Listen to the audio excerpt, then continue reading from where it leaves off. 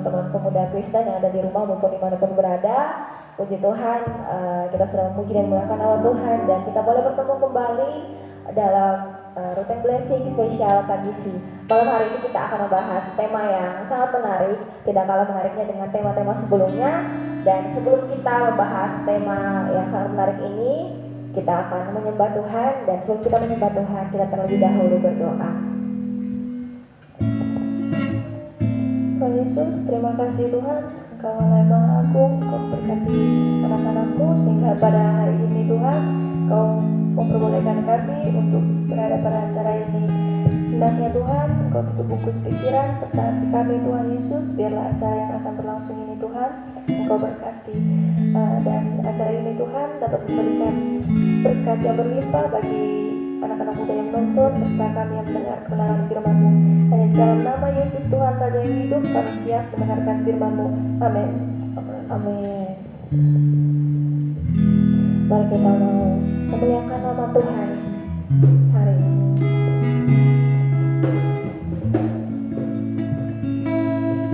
Kita mau katakan dia Allah yang sempurna. Tuhan, Kau sempurna dalam rencana-Mu dan karya-Mu. Ku serahkan hidupku, murnikan dengan Roh-Mu. Tuhan, Kau sempurna. Tuhan, Kau sempurna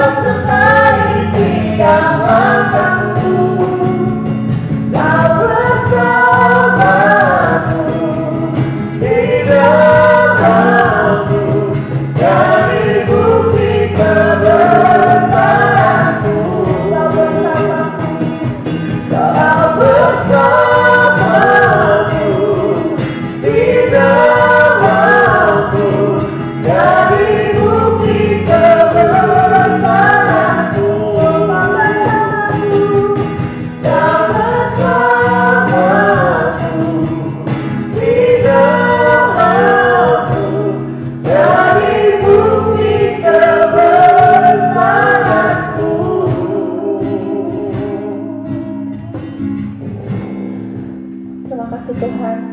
Hari ini kami mengucap syukur atas kebaikan-Mu Bapa dalam hidup kami. Terima kasih atas penyertaan-Mu Tuhan, pastinya anak-anak kami, bahkan teman-teman kami yang ada di rumah ya Tuhan. Pada saat ini Tuhan, kami akan bincang-bincang mengenai tema yang sangat menarik ya Tuhan. Biarlah tema hari ini boleh memberkati siapapun yang menyaksikan Rutin Blessing spesial pagi semalam hari ini Bapak. Berkati hamba-Mu yang akan menjadi narasumber, bahkan kami semua anak-anak pagi di tempat ini Bapak. Di dalam nama Tuhan Yesus Kristus kami sudah berdoa. Haleluya. Amin. Baik, shalom teman-teman kadis yang ada di rumah maupun dimanapun teman-teman berada. Shalom teman-teman kadis yang ada di tempat ini. Ya, malam hari ini kita kembali lagi dalam Rutin Blessing spesial kadisi, dan kita akan membahas satu tema yang sangat menarik, tidak kalah menariknya dengan tema-tema sebelumnya. Dan tentu kalau ada tema menarik, kita pastinya harus ada narasumber yang menarik pula. Jadi malam hari ini sudah ada bersama-sama dengan kita Bapak Pendeta Yunus John Maximus. Selamat malam Bapak Pendeta. Shalom. Apa kabarnya? Puji Tuhan baik. Puji Tuhan baik. Ya, malam hari ini kita akan membahas satu tema menarik, yaitu pacaran. Ya, tema ini sangat dekat dengan teman-teman KGC ataupun teman-teman muda-mudi. Tema pacaran ini malam hari ini kita akan bahas bersama. Dan langsung saja saya akan memberikan pertanyaan bagi teman-teman KGC yang ada di tempat ini, dan juga nanti akan ada Bapak Pendeta Yunus yang akan meluruskan jawaban dari teman-teman KGC yang ada. Ya, baik. Yang pertama, saya ingin bertanya kepada Geo. Ya, apa yang dimaksud dengan pacaran dan bagaimana pandangan Alkitab tentang pacaran? Ya, pacaran itu merupakan proses perkenalan antara dua orang, yang dimana pacaran itu merupakan proses mencari kecocokan untuk bisa menuju kehidupan berkeluarga yang disebut pernikahan. Kemudian pandangan Alkitab tentang pacaran ini, dari kitab Kejadian sampai Wahyu, Alkitab tidak menjelaskan tentang pacaran. Tapi dalam pacaran, terkadang pacaran secara duniawi itu dikaitkan dengan beberapa hal yang dapat membangkitkan hawa nafsu, sekarang seperti berciuman, berpelukan, atau bahkan bermesra-mesraan. Nah, dari hal ini ada beberapa kitab yang pandangan kita akan dikaitkan dengan hal ini. Seperti yang pertama terdapat dalam 1 Korintus 6 ayat 9 yang menjelaskan bahwa tubuh kita itu adalah bait Allah, bait Roh Kudus. Yang kedua yang terdapat dalam 1 Korintus 6 ayat 12, melakukan yang benar sebab tidak semua hal berguna bagi hidup kita. Kemudian yang ketiga yang terdapat dalam 1 Petrus 1 ayat 15, hidup kudus dan menjaga kekudusan hidup. Dan yang terakhir 1 Tesalonika 4 ayat 3 tentang perintah Tuhan itu menjauhi pergaulan.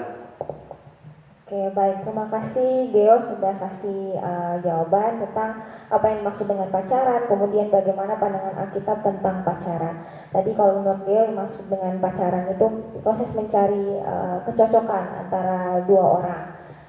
Baik, malam hari ini saya akan langsung bertanya kepada Bapak Pendeta Yunus. Bagaimana menurut Bapak dengan pertanyaan nomor 1 ini Bapak? Apa yang dimaksud dengan pacaran? Kemudian bagaimana pandangan Alkitab tentang pacaran tersebut? Oke, menjawab atau meluruskan apa yang disampaikan oleh Geo, itu adalah pandangan secara umum dari kacamata anak muda. Mereka melihat pacaran itu apa sih, tapi saya coba ambil dari Kamus Besar Bahasa Indonesia KBBI yang mendefinisi bahwa pacaran itu adalah, ini kalian mesti perhatikan baik-baik, sebuah hubungan yang dijalin oleh seorang perempuan dengan laki-laki yang di dalamnya ada rasa kasih dan sayang satu sama lain. Itu pacaran.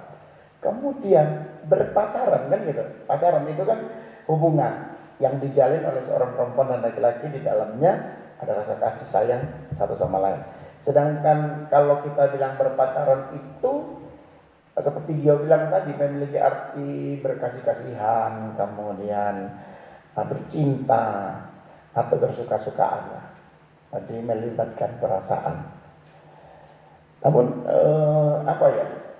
Saya ingin, karena ini kita mau lihat pandangan Alkitab tentang pacaran itu sendiri, sehingga kita mesti tahu dulu asal katanya.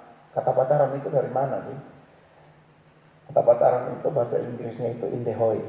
Pernah tahu dengar kata indehoi? Pernah dengar kata indehoi?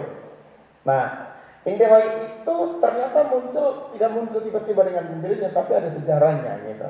Jadi sejarahnya ini itu di Mesir itu ada sebuah tumbuh-tumbuhan lah, pohon-pohonan yang tumbuh di tepi sungai Nil.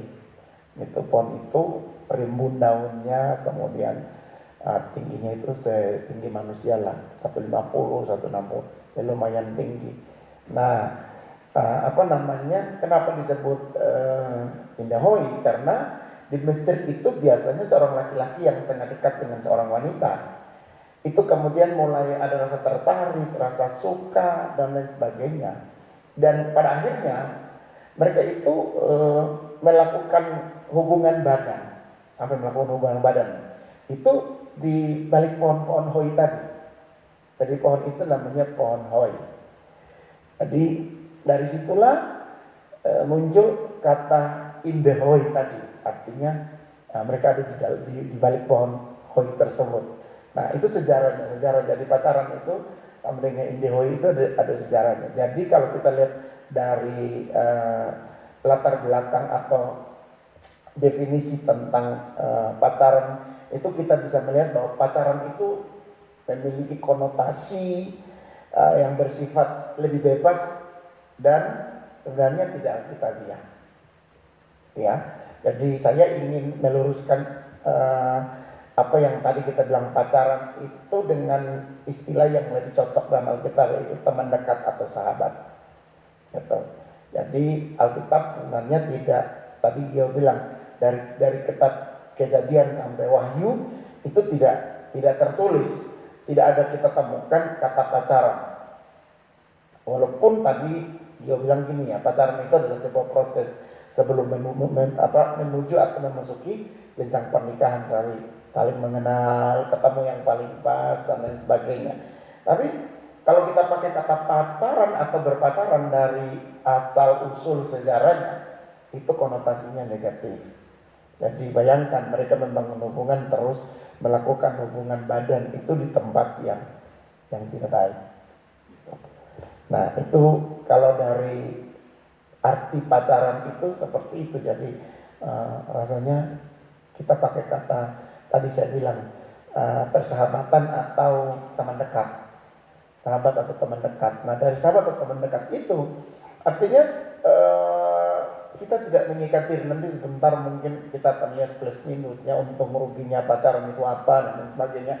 Tapi kalau kita memakai pengertian pacaran yang indehoi tadi, itu berujung pada orang itu tadi dia bilang berpelukan, berciuman, pokoknya body touch. Dia menyentuh badan pasangannya itu udah tidak lagi menjadi hal yang tabu, dan itu sama sekali tidak mencerminkan firman Tuhan. Sebab Alkitab tadi banyak berkata bahwa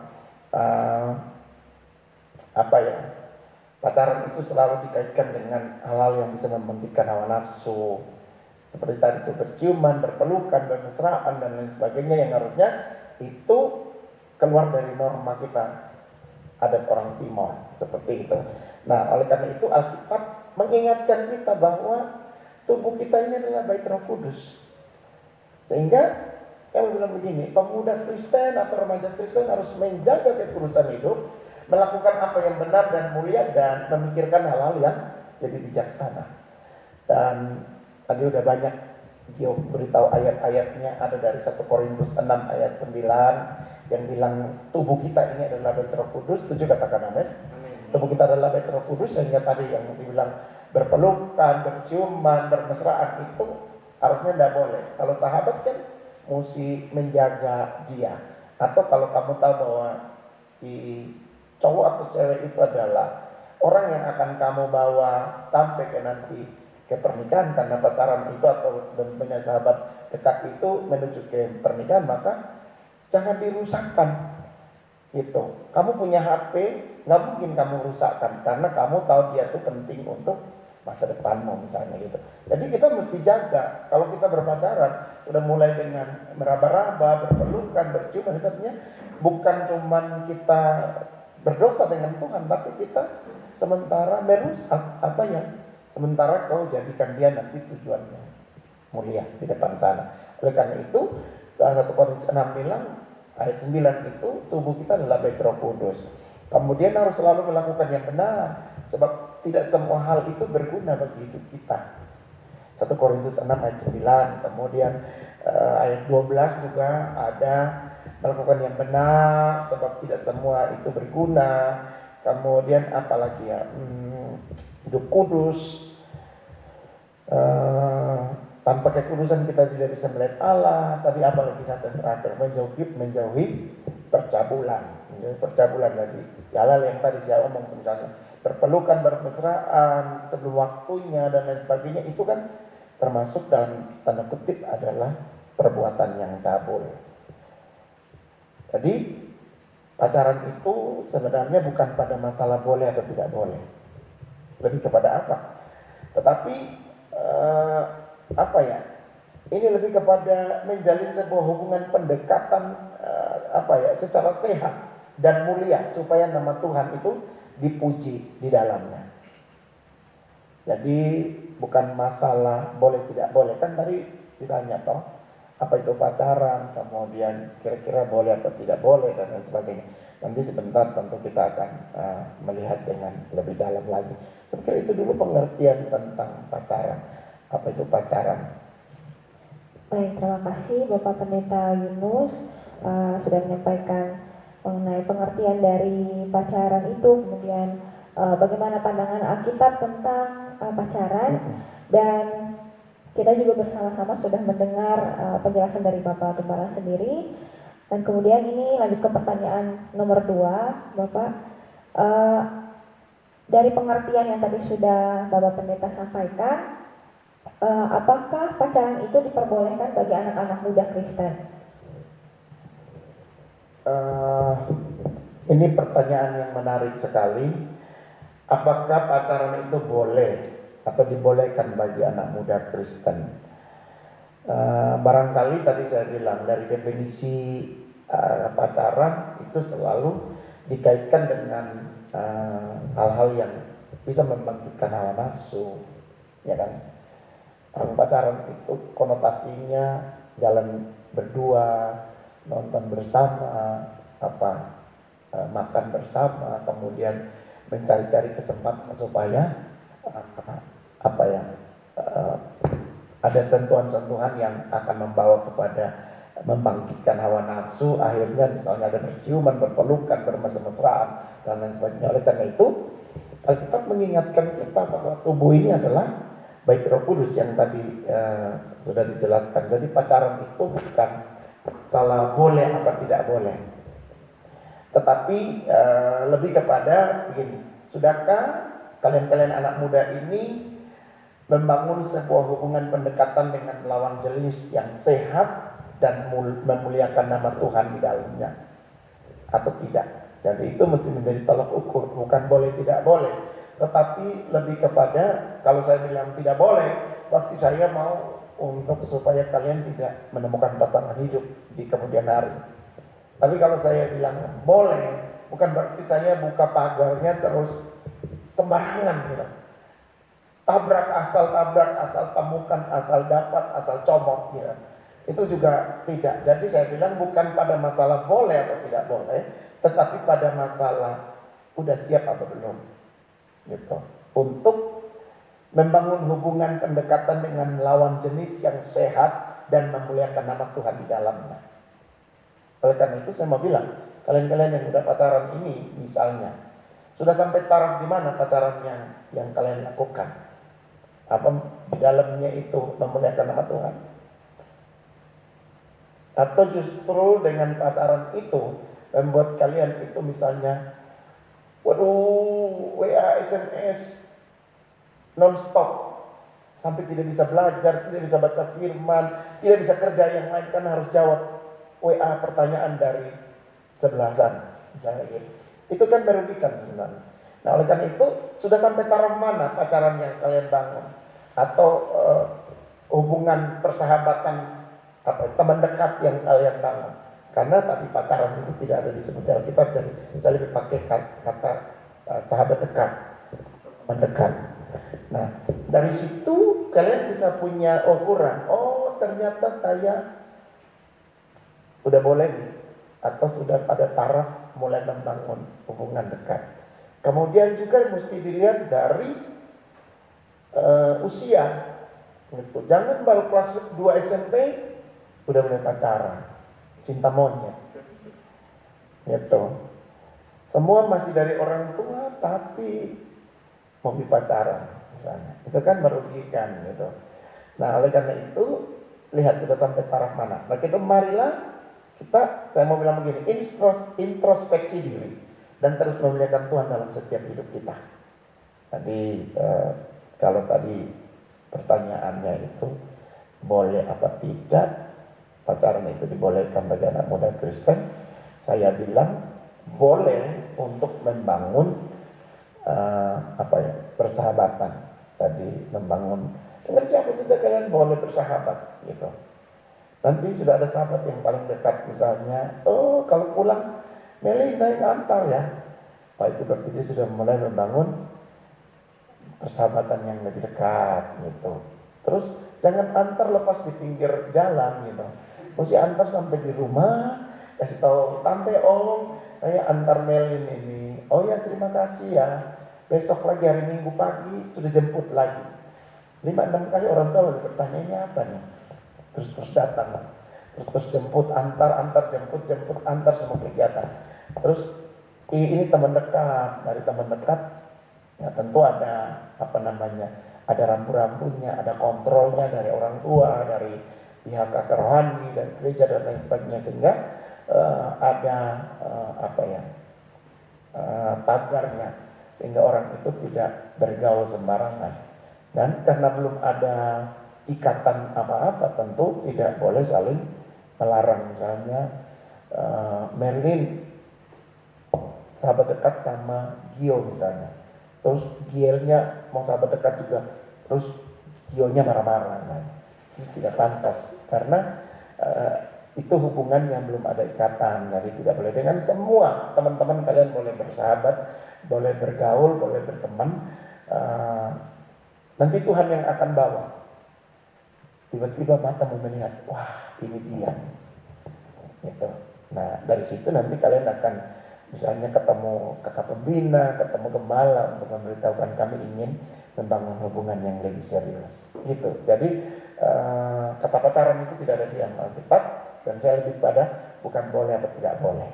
Oke, terima kasih. Baik, terima kasih Bapak Pendeta tadi sudah menyampaikan, sudah menjawab pertanyaan yang kedua, dan memang Bapak Pendeta juga sampaikan bahwa di dalam Alkitab itu tidak ada kata pacaran, tapi lebih kepada bersahabat, berteman dekat, untuk mengenal lawan jenis dengan hubungan yang lebih sehat seperti itu, untuk tujuan yang mulia, yang memuliakan nama Tuhan. Ya. Ya, baik, saya lanjut untuk pertanyaan berikutnya.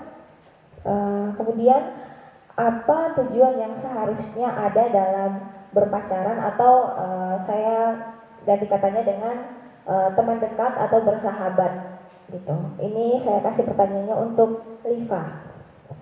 Oke, baik, terima kasih Kak Merlin. Kalau menurut aku sendiri, tujuan kita berteman dekat dengan orang lain ya, sama lawan jenis, yang pertama itu kita harus tahu batasan-batasan apa. Contohnya, seorang cowok, teman cowok harus tahu batasan cara memperlakukan cewek. Gitu juga dengan anak cewek, harus tahu batasan untuk memperlakukan seorang cowok. Artinya kita diajarkan untuk saling menghormati. Nah, pada titik ini kalau kita mampu saling menghormati, maka akan timbul tujuan-tujuan yang sehat. Salah satunya kita harus mampu untuk merangkul sahabat dekat kita. Kalau misalnya dia keluar dari standar yang udah ditetapkan sama kita nih, standar kita. Nah, kita fungsinya apa? Nasihatin, tegurin, jangan kayak gitu. coba sebaik mungkin giring sebuah hubungan persahabatan itu ke hal yang positif. Karena apa? Tadi kita nih anak-anak muda Kristen. Nah, kita nih perpanjangan tangan Tuhan loh. Kita bangun hubungan dengan orang lain, artinya apa? Kita beri kehormatan kepada Tuhan. Maksudnya bukan hanya fokus kepada kita, tetapi kita lihat hubungan kita sama Tuhan dan teman kita gitu. Apakah positif enggak? Nah, contohnya tujuan kita bersahabat dengan orang lain secara spesifik mungkin saling merangkul. Yang kedua itu tujuan yang kedua mungkin kita dilatih untuk bagaimana cara berkomunikasi yang layak. Karena apa? Sekarang tuh banyak sekali di media sosial, bahkan di kehidupan nyata kita sering tuh sama teman gitu, teman dekat atau sebagaimana lah yang dunia bilang pacarannya, mengeluarkan kata-kata yang tidak sopan gitu, mengeluarkan kata-kata yang kasar gitu. Tapi kita saat masih umur segini ataupun kita dewasa, tujuan kita pacaran, kita dilatihkan untuk mendewasakan diri, untuk mengerti batasan apa, cara kita berkomunikasi itu seperti apa, agar apa, kualitas diri kita orang lihat itu hendak di bawah standar, tapi kita harus mempertahankan standar. Karena apa? Kita nih anak-anak Tuhan, jadi kita harus mempermuliakan Tuhan dalam sebuah hubungan, tingkah laku, tutur kata, dan lain sebagainya. Itu sih. Ya, baik, terima kasih. Banyak hal yang sudah Liva sampaikan mengenai tujuan yang seharusnya ada dalam berpacaran atau berteman dekat, bersahabat dengan lawan jenis. Ya, yang selanjutnya saya akan berikan pertanyaan ini untuk Bapak Pendeta Yunus, mungkin akan meluruskan jawaban yang disampaikan oleh Liva atau menambahkan jawaban dari pertanyaan ini, yaitu apa tujuan yang seharusnya ada dalam berpacaran atau membangun hubungan persahabatan dengan lawan jenis, tujuan memuliakan nama Tuhan. Baik, apa yang dijawab disampaikan oleh Liva itu benar-benar menjawab yang menjadi tujuan dari kita, seperti kata orang dunia, berpacaran atau kita membangun hubungan lebih dekat, lebih serius. Nah, beberapa tujuan itu sebenarnya kita bersahabat dalam usia yang udah cukup, kemudian kita mungkin sementara berdoa, Tuhan berikan kepada saya pasangan hidup yang cocok misalnya. Maka tujuannya itu mesti seperti yang kita bilang, kamu berdoa supaya kamu mendapat pasangan yang sepadan. Sepadan itu artinya sepadan itu bukan hitung kaya miskin, bukan hitung cantik tidak cantik, ganteng tidak ganteng, tetapi sepadan itu lebih kepada manusia batiniannya, gitu. Pacaran ini membawa kamu untuk lebih dekat ke Tuhan. Hubungan yang kalian bangun, hubungan persahabatan itu bawa kamu ke teman dekat, bawa kamu untuk dekat kepada Tuhan atau malah menjauh, misalnya seperti itu. Kemudian kamu mesti menemukan teman-temanmu itu adalah yang saling menguatkan kelemahan masing-masing. Tadi udah dijelaskan sama Liva bahwa bagaimana kita bisa memberi nasihat kalau misalnya dia itu keluar dari standar yang kita mau, yang kita pegang, misalnya kayak gitu. Kemudian mesti dalam membangun persahabatan itu menghasilkan buah borong. Makin tambah kasih, makin tambah sopan. Tidak, tadi saya bilang tidak antar anak orang sampai di pinggir jalan. Kemudian janjian untuk ketemu bukan di rumah, tapi misalnya ketemu di mana yang sebenarnya tempat yang tidak, tanpa meminta izin orang tua dan lain-lain. Itu tidak menghasilkan buah roh. Kemudian yang berikut, persahabatan itu mesti memuliakan Tuhan. Tadi saya sudah bilang di awal. Kemudian yang 5, itu mesti punya komitmen dan rencana menuju kepada ikatan pernikahan nanti. Jadi kalau misalnya masih SMA kelas 2, kelas 1 terus pacaran, kita nikah yuk. Kan gak bisa. Orang kuliah saja sudah selesai, sudah kerja seperti kakak Medan saja belum berani melangkah. Masih kelas 2 SMP, SMA mau bikin komitmen aku padamu lah macam kayak gitu. Jadi itu 5 tujuan sih sebenarnya yang mesti diperhatikan. Oke, ada. Ya, baik, terima kasih Bapak Pendeta. Tadi juga Bapak sudah sampaikan tujuan-tujuan yang seharusnya ada dalam berpacaran atau membangun hubungan dengan lawan jenis. Jadi ada komitmen yang jelas, kemudian yang paling penting adalah memuliakan nama Tuhan, menghasilkan buah-buah roh. Yang pastinya tujuan akhirnya memuliakan nama Tuhan. Ya, selanjutnya ini pertanyaannya langsung saya berikan kepada Bapak Pendeta Yunus. Apa saja batasan-batasan yang harus ada dalam berpacaran atau saat kita membangun hubungan dengan lawan jenis? Kalau bicara tentang batasan itu berarti pagar supaya jangan sampai kecolongan. Itu ada banyak orang itu MBA, tahu MBA? Married by accident. Jadi celaka dulu, kayak menikah karena celaka. Tidak boleh. Kalian mesti satu hari datang ke depan altar dengan laki-laki dan perempuannya masih sama-sama suci. Gitu. Kalau tidak, berkatnya jangan di gereja, di pinggir sungai saja. Jadi membatasi, ada hal-hal yang mesti dibatasi. Yang pertama adalah Yakobus 1:14 itu mengajarkan kita untuk membatasi sentuhan fisik. Jadi kalau pacaran tuh mesti satu duduk di sini, satu di sana, atau bertamu di rumah teman dekatmu, jangan duduk seperti Liva sama Merlin, bahaya itu, gitu. Apalagi lampunya suram-suram, gitu. Terus bila perlu adik atau kakakmu suruh dampingi, duduk sama-sama ngobrol di situ. Jadi masih berbicara soal-soal yang lebih universal, gitu. Sampai kalian udah tahu pasti, kan tadi kita bilang toh mencari pasangan yang sepadan. Nanti dari mempelajari, berteman, bicara, ngobrol, saling mendoakan, nanti sampai pada satu titik dia menjadi sepadan untuk kita, gitu. Nanti tentu Tuhan akan bawa sesuai dengan umur yang sudah cocok, sudah pas untuk kalian. Jadi jangan bermain dengan sentuhan fisik, membatasi sentuhan fisik. Kemudian yang kedua, mesti jaga hati. Amsal 4:23 itu bilang jaga hati dengan segala kewaspadaan, sebab dari situ terpancar kehidupan. Kemudian yang ketiga, batasannya adalah jaga diri. Jadi tidak boleh ada sentuhan fisik, jaga hati dan jaga diri.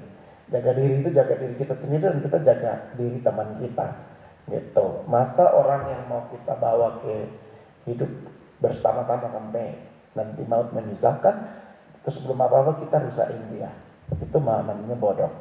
Atau kita membiarkan diri kita dirusakkan sama orang, jangan mau. Biasanya wanita-wanita itu paling jadi korban di dalam pacaran. Apalagi istilah anak muda zaman sekarang, bahwa di dalam berteman dekat atau istilahnya berpacaran itu mesti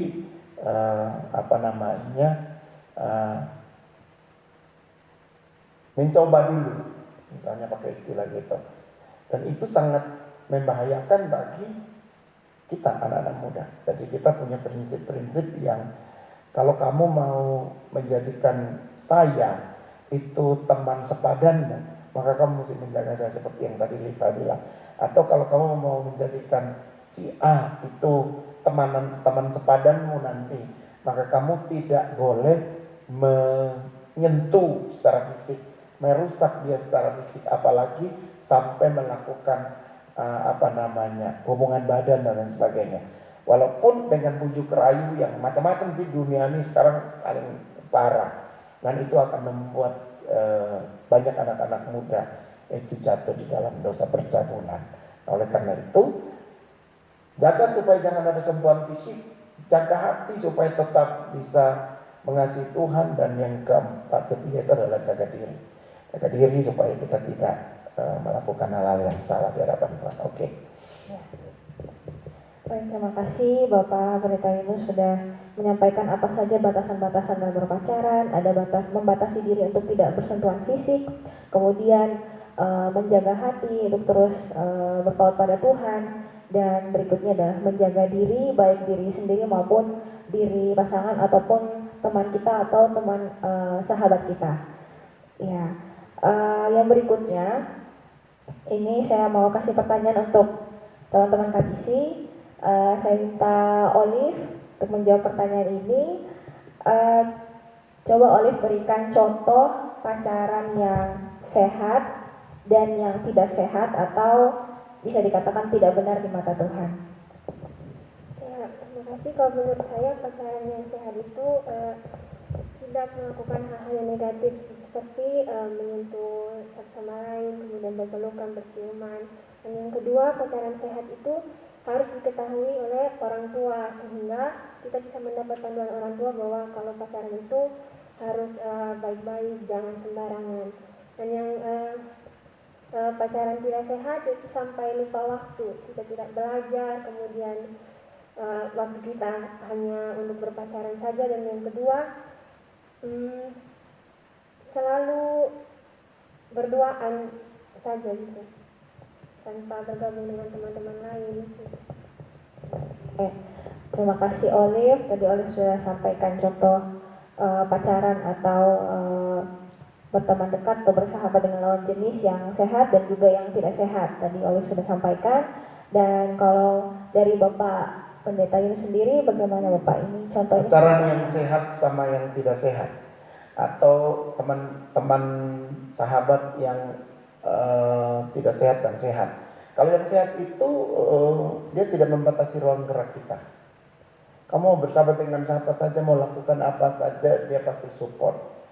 Gitu. Jadi tidak membatasi ruang gerak. Tapi kalau pacaran yang tidak sehat, wah, kamu mau bikin ini, dia bilang jangan. Pokoknya harus dengan saya. Mau pergi sana, pokoknya harus ada dengan saya, harus ada dengan saya. Itu tidak sehat. Membatasi semua. Akhirnya tadi saya bilang, dia senyum sama si A, langsung cemburu. Gitu. Langsung marah-marah, mukanya langsung rusak gitu. Itu yang pertama. Kemudian pacaran yang sehat itu adalah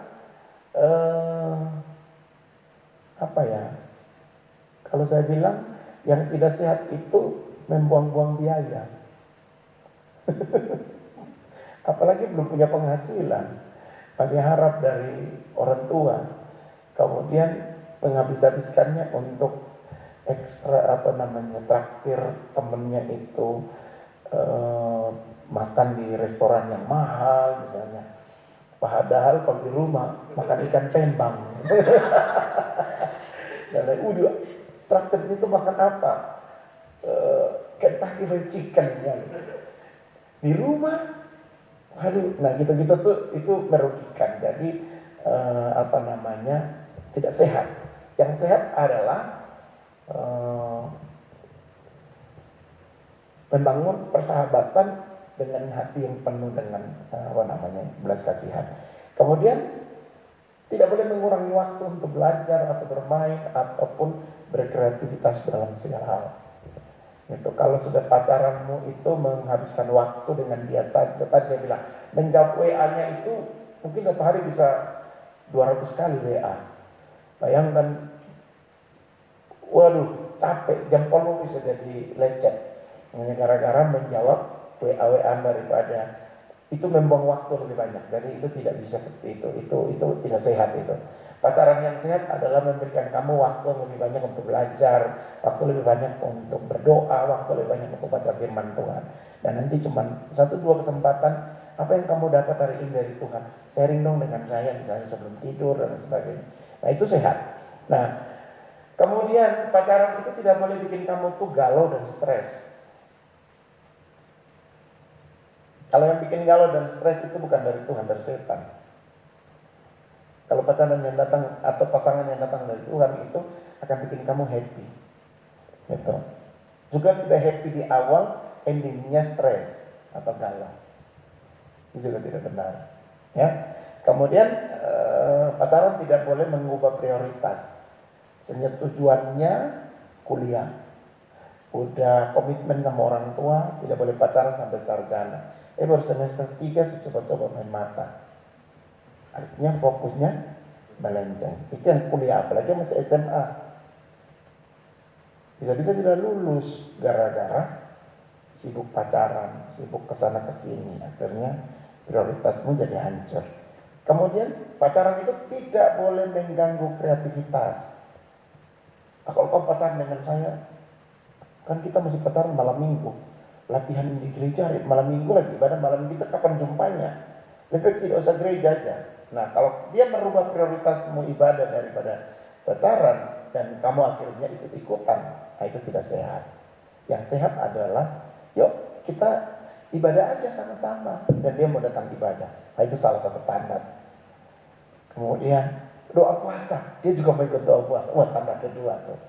Tanda ketiga, waktu diajak baptis, yuk dia mau baptis. Nah itu berarti, wah ini keren ini. Tuhan kasih sinyal nih rasanya.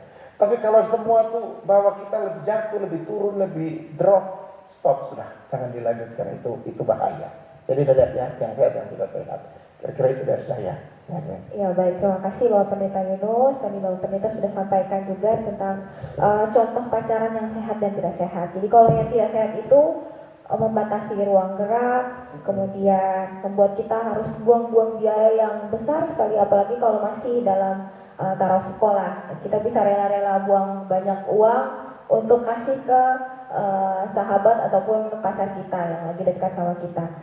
Dan kalau yang pacaran sehat itu memberi kita waktu yang banyak, waktu untuk belajar, waktu untuk berdoa, waktu untuk keluarga juga, dan tidak bikin kita galau dan stres, kemudian tidak mengubah prioritas hidup kita, dan kemudian tidak mengganggu kreativitas. Ya, baik, terima kasih Bapak Pendeta. Saya langsung ke pertanyaan berikutnya, dan ini merupakan pertanyaan terakhir. Apa pesan-pesan khusus dari Bapak Pendeta sendiri bagi anak-anak muda Kristen atau anak-anak KGC yang di rumah maupun dimanapun mereka berada, yang saat ini telah berpacaran ataupun yang belum berpacaran? Ini pesan yang sangat pamungkas. Tadi di guyonan saya bilang yang pacaran stop, putus, yang belum pacaran jangan. Tapi saya lebih kepada begini. Jika engkau belum bisa mengurus dirimu sendiri, jangan mengurus diri orang lain atau pacarmu. Kamarnya masih kayak sarang burung hantu, terus kamu mau diurus orang lain lagi. Itu mah bosi namanya, atau bohong. Jikalau engkau belum bisa mencintai seisi rumah, jangan mencintai orang lain di luar rumah. Betul ya? Kau adik kau tendang, orang lain dielus-elus di luar sana. Ya kan, juga tidak boleh. Kemudian kalau kamu belum bisa mentraktir adik-adikmu makan bakso, jangan kamu traktir teman di luar sana untuk PDKT dengan semangkok bakso. Nah, itu bosi. Kemudian yang berikut, jangan kamu belum bisa setia dengan Tuhan, tak usah dulu berjanji untuk setia sama orang lain. Itu. Jadi ada 1, 2, 3, 4, 5 hal yang tentunya menjadi coach bagi kita. Jadi saya ulang ya, jika engkau belum bisa mengurus dirimu sendiri, jangan mengurus orang lain. Jika engkau belum bisa mencintai seisi rumah, jangan mencintai orang lain di luar rumah sana. Kalau kamu belum bisa mentraktir adik-adikmu dengan semangkuk bakso, janganlah kamu traktir temanmu di luar sana sebagai cara PDKT-mu. Kemudian terakhir, kalau kamu belum bisa setia dengan Tuhan, tak usah dulu obrol janji untuk setia sama orang lain di luar sana. Jadi dari 4 hal ini tentu jadi pesan untuk yang sudah pacaran. Kalau misalnya belum bisa mengurus diri, ya lebih baik stop. Kalau sudah bisa urus diri,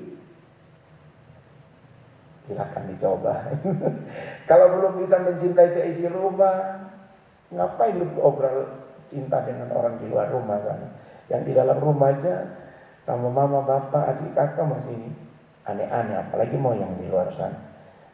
Gitu. Jadi ini hal yang penting. Kemudian jangan sok-sok mentraktir orang lain. Kalau kamu sendiri di dalam rumah tuh, ya kalau orang Kupang bilang kenik batu, tahu kenik batu? Dia jepit mati-matian. Wah, dia punya kakak saudara pakai bedaknya, jadi dia bisa marah-marah sampai teriak-teriak. Gitu. Tapi kalau di luar sana dia bilang aku cinta padamu. Di dalam rumah saya pinjam bedak tidak kasih. Ya kan? Kemudian kalau kamu belum setia dengan Tuhan, jangan lu obrol janji setia sama orang lain di luar sana yang tidak kelihatan. Saja kamu yang Tuhan yang memberi nafas sama kita aja kita tidak cinta, apalagi mau beri kepada orang lain yang kelihatan. Itu nggak mungkin. Jadi kira-kira ini pesan bagi yang sudah ataupun yang belum berpacaran. Saya tidak bilang jangan putus seperti tadi saya ngobrol sama Liva dan teman-teman, tapi lebih kepada introspeksi diri. Itu pesan dari saya, Mary. Terima kasih. Terima kasih Bapak Pendeta Yunus. Tadi ada 4 kalimat pamungkas yang sudah disampaikan sama Bapak Pendeta untuk teman-teman yang sudah berpacaran maupun yang masih belum berpacaran. Terima kasih banyak Bapak Pendeta Yunus untuk hadirannya malam hari ini. Dan teman-teman, kita sudah sampai di penghujung acara atau bincang-bincang santai kita malam hari ini dengan tema pacaran. Dan bulan depan kita akan bertemu kembali dalam tentunya tema yang menarik pula, tidak kalah menarik dengan yang hari ini. Baik, sebelum kita menutup bincang-bincang santai kita malam hari ini, kita akan berdoa. Dan kembali saya minta kesediaan dari Bapak Pendeta Yunus untuk berdoa malam hari ini. Baik teman-teman, anak-anak muda, PGC, terima kasih untuk malam ini kita boleh ada di tema memberkati kita. Oleh karena itu, kita akan akhiri dengan sama-sama berdoa. Mari kita berdoa. Bapak, terima kasih untuk sesi talk show dengan anak-anak edisi Rokruten. Mereka berbicara tentang apa itu pacaran dari perspektif firman Tuhan atau Alkitab. Ada banyak hal yang kami dapati malam hari ini, dan biar itu boleh menjadi pedoman untuk setiap anak-anak muda, baik yang ada di tempat ini ataupun yang mendengar, mengikuti di rumah. Kami percaya, kami semua sementara menginginkan satu hari kami punya pasangan hidup yang sepadan, yang memuliakan Tuhan.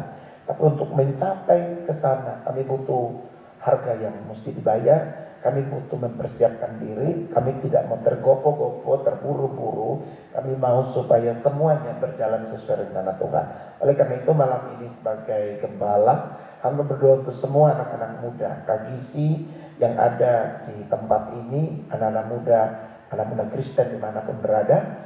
Tuhan menjadi penolong bagi setiap mereka. Tuntun langkah anak-anak muda supaya mereka tidak tersesat di jalan kemudahan mereka, tapi mereka menggunakan masa muda ini dengan lebih berkreativitas, lebih penuh potensi untuk memuliakan Tuhan. Sebab jodoh dan pasangan hidup pasti Tuhan sediakan bagi mereka yang mencintai Tuhan.